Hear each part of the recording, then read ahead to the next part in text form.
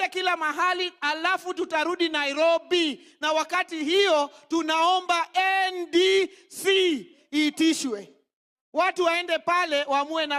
Na Junet amesema party leader ambaye atachaguliwa pale kwa NDC itakuwa ni Dr. Oburu Oginga, na deputy party leader atakuwa Simba Arati, na mwingine atakuwa Abdul Swamad, na chairperson atakuwa si mwingine ila ni Gladys Nyasuna Wanga. Hiyo ndio tutafanya. Watu wasiogope NDC tena, wasiseme tena oh we want to have a parallel one. No, party itaitisha NDC according to its structures, na watu wote watakuwa pale, kwa sababu sisi tunataka chama ikuwe na kila mtu akae ndani ya chama, tutembee pamoja.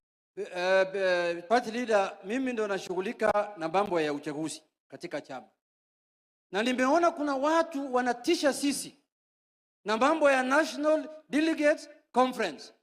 Wanafikiri sisi ni waoga, tunaogopa mambo ya NDC ama sijui ni nini. I want to tell Kenyans from Kisii here, what has delayed the NDC is because we did grassroots elections na kulikuwa na disputes in certain counties. Huko Migori kulikuwa na dispute, Kisumu kulikuwa na dispute, Nairobi kulikuwa na dispute, Kwale kulikuwa na dispute.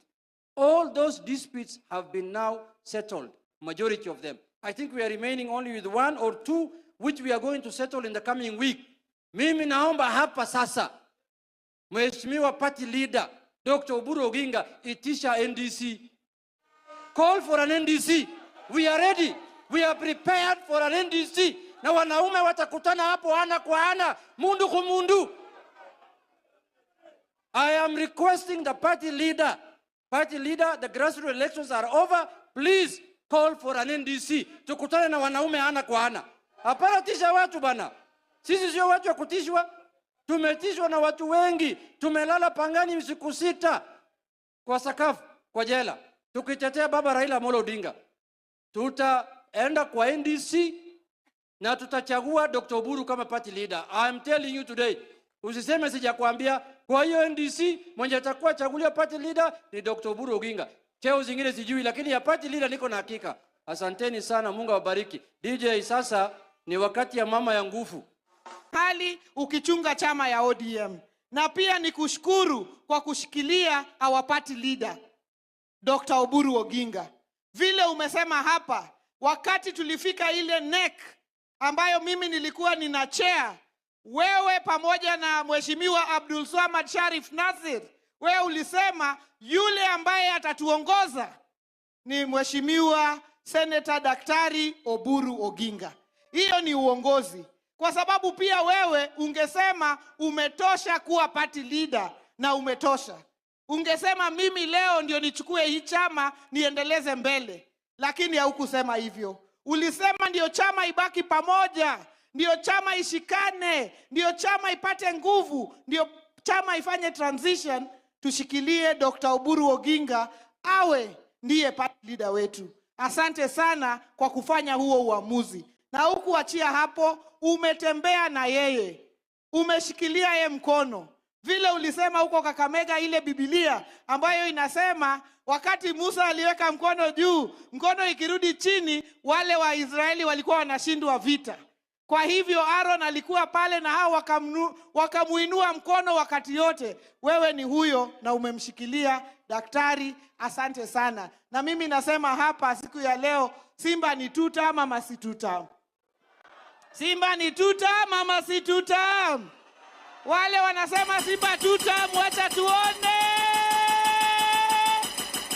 Kiwanja nzima. I want to say this. That nothing is easy.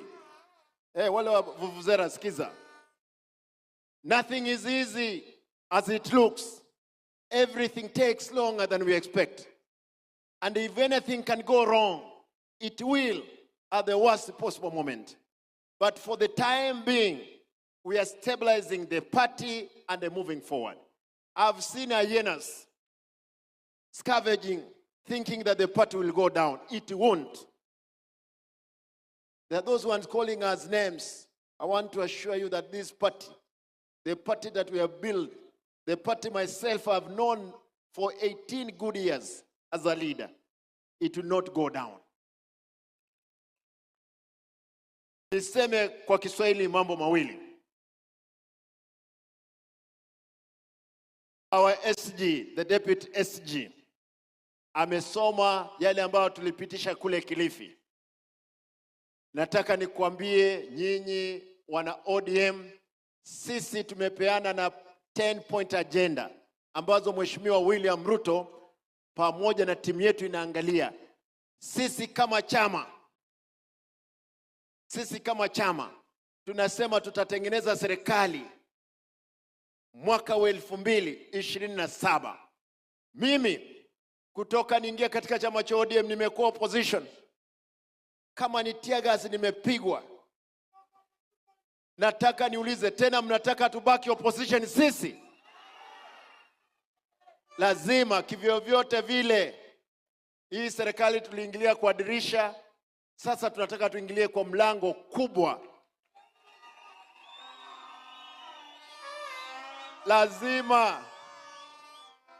Lazima serikali ijayo tunakaa kwa meza, tunatengeneza serikali pamoja.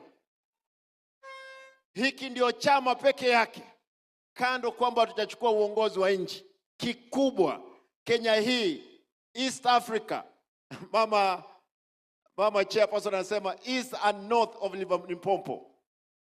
Mimi nataka niseme hivi, watu wangu wa Kisii, najua kwamba kuna mambo mengi, lakini mkiniona mbele msiwe na wasiwasi.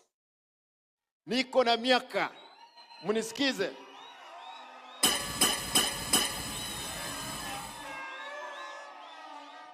Niko na miaka karibu 55. Ndiposa nikufe katika mwaka wangu wa 100 kama Yesu hajarudi. Kwa hivyo Kenya hii wengi tutaonana tu macho kwa macho. Na wengine hatuwezi cheka kwa sababu kuna watu wanataka kurudisha sisi nyuma. Sisi lazima tuhakikishe kwamba tumechukua uongozi wa nchi hii na sisi tumefanikiwa. Wageni wetu hapa ni Kisii. Mtakapokuja nyinyi foka, ongea kwa nguvu, hawa watu waelewe. Sisi kama Nyanza, unajua kwa wakati tulikuwa ile position za CS zilitoka, kulikuwa na manunguniko makubwa, mpaka nikauliza baba tutakuwa na wakati mgumu. Baba akaniambia wacha niulize William atupee kiti ingine ya PS. Aliponipa nikahakikisha huyu muungwana Steve Isaboke ni PS wetu kutoka hapa Kisii, kando na Migosi ambaye chama cha UDA ilikuwa imetoa. Lakini serikali tunayotengeneza mbele, kwa sababu mimi nitakuwa kwa hiyo meza, lazima nitakuwa kwa hiyo meza na nitakondoa macho